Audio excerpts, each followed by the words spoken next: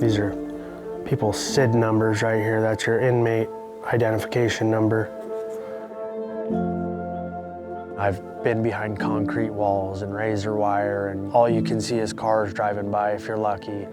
When I step into the woods and I see a sunrise, or I'm on a ridge watching the sunset, it's just beautiful to watch all that and to just know that, hey, you know, one quick decision, now it's all gone and you're back to seeing nothing. So.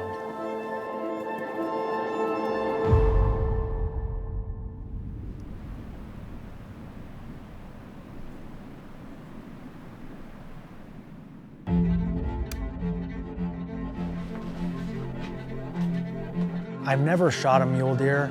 You know, they're in the high country. They're in, you know, typically in the most beautiful areas that you see. And it's also the hardest areas, which that's kind of my MO is, you know, diving into something the hardest way possible or going after the hardest things possible. And I wanted to go out there and really earn it.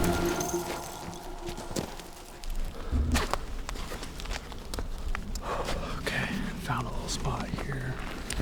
Like I said, I'm learning. I don't, you know, but this mule deer hunting is, it's a whole different breed here. Definitely got to get up somewhere early, you know, spot them, and then make your plans for like the next hunt.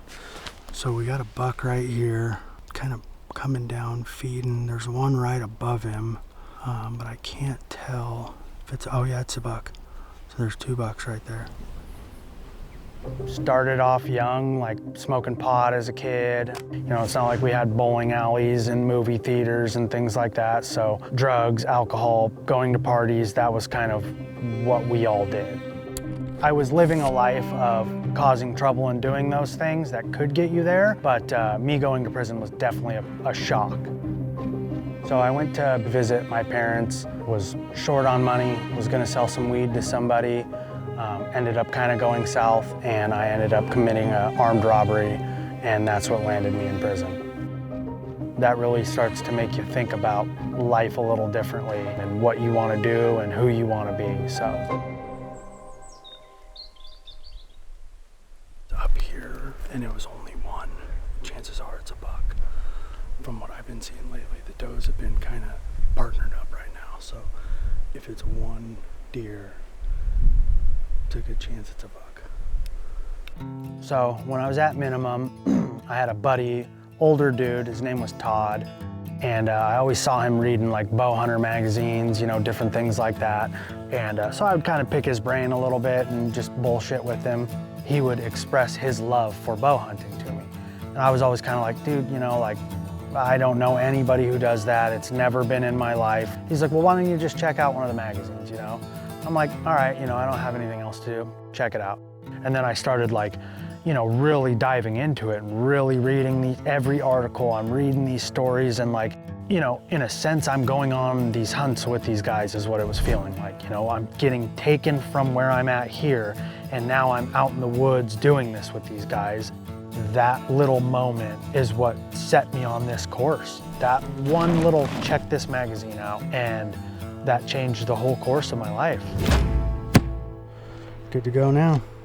My sister had talked to me after I got out and was like, you know, hey, so what's up with the, you know, the bow hunting thing? Like, how are you feeling about that? And I'm like, yeah, you know, it'd be really awesome, but like, I don't know anybody who could teach me. I don't know anybody where to go do it or anything like that. And so she got me lessons to a bow shop in Puyallup called Great Northwest Archery. I see it a lot, actually. People come in and, you know, they got in trouble in the past of some sort and now they can't own a firearm. I only hunt with a bow because I'm a convicted felon. You know, if you've gotten in trouble in the past, you can come bow hunt and you can still go enjoy the outdoors. You can still go bow hunt. You still provide meat for your family, but at least you still get the opportunity to go hunt, you know. No excuses now. Not right, yeah. Now it's all on me. That's right. Awesome, thank you. Yeah, man. Once I got that bow and I got home with it, I started just shooting it every day. And I just fell in love with archery. 33 yards uphill. This is a super realistic shot for this side of the state. Kind of tinkering with my setup here, so not terrible, right? But absolutely not great.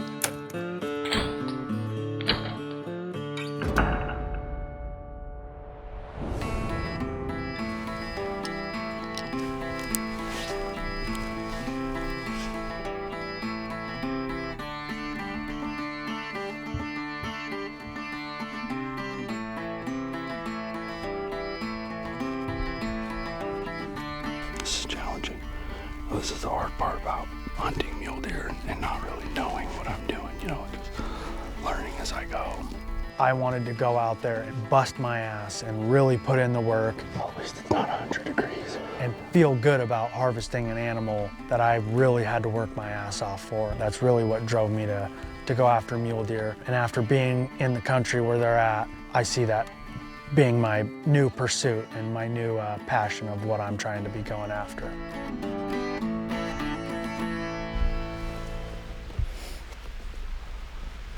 What a bruiser, dude. So we spotted a big old buck across this valley right here. And I made my play to try to get down on here. Probably went a little too aggressively and kind of spooked him off, but he jumped back over onto some private land up here.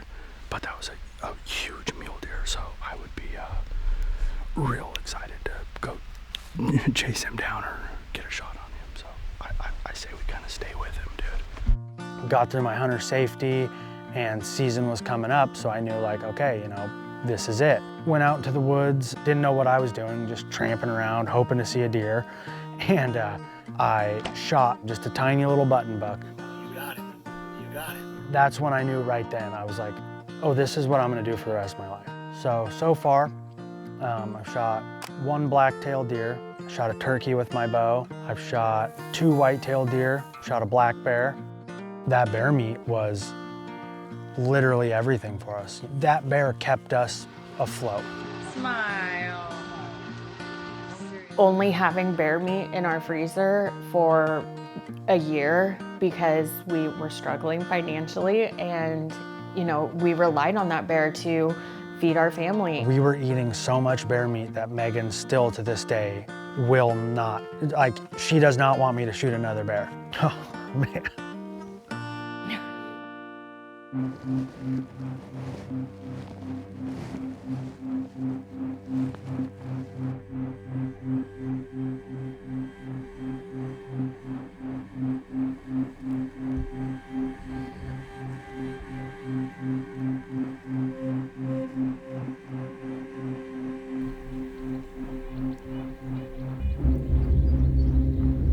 Lay down, get down.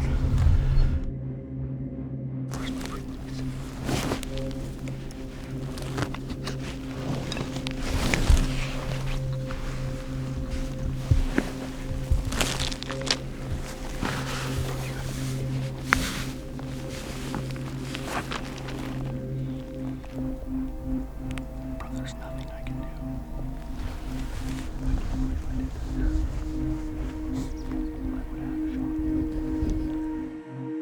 I took my release off to change out of my shit up here, and sure enough, 25 minutes later, he comes following that doe 40 yards away from me.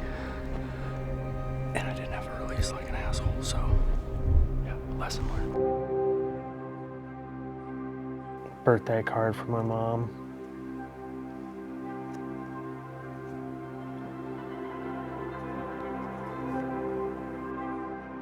Yeah, it's weird reading these letters. Every time I do, too, it just gets me, you know. It was 6 years of my life, you know. So I got out of prison in August 3rd, 2018. Well, a year later in early June, something like that, we found out that my mom had stage 4 lung cancer. 1 year later is when she passed away.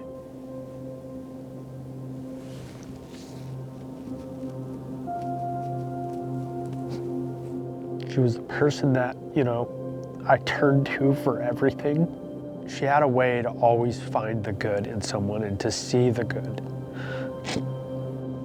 You know, even when I didn't see any good in me or feel like there was any good in me, she would. She was my main reason for being outside, you know. After she passed away and I started really getting into the outdoors, I felt her presence. I felt her connection out there. Oh, there he is right there. there's like a weird kind of meaning behind owls, like kind of somebody's watching out for you. Like, so I always think like it's my mom, you know? So to see an owl out here that's real awesome. Yeah, that's cool. All the hardest things in my life that I've had to go through have gotten me to my best things. Because if it wasn't for losing my mom, I wouldn't have connected with Megan again, because we were both going through really tough times. Yeah, you know, I miss my mom, and losing her was harder than being in prison. But what I got from losing her was my daughter. You want to go get some good ones over here, the big ones? Come on, let's go.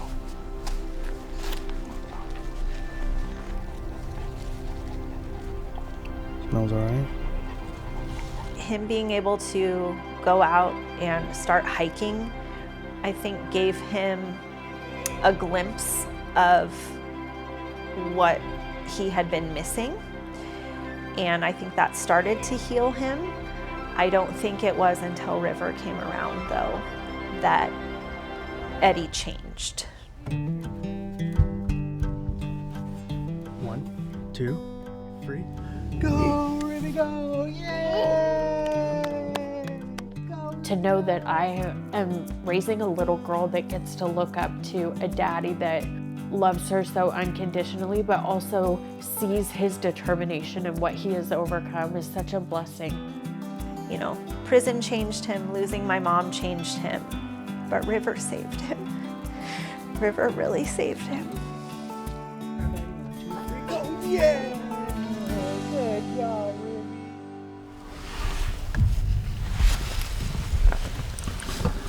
All right, we got last day. Got up here to the top super early this time. So we're gonna leave it all on the mountain today and really push it.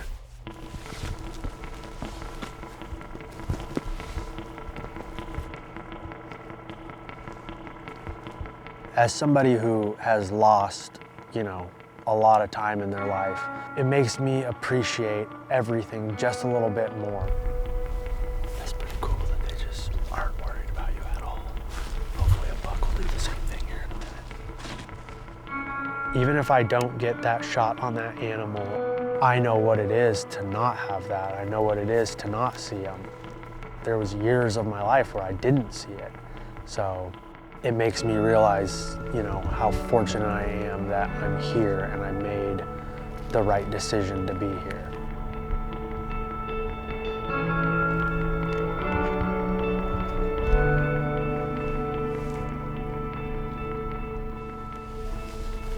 That's frustrating.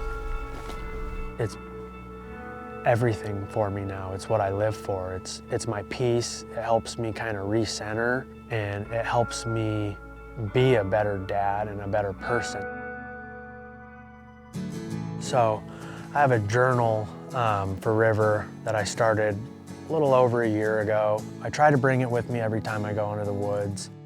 You know, I have all the letters from my mom, and I know what that means to hold those and to read those words and to see that.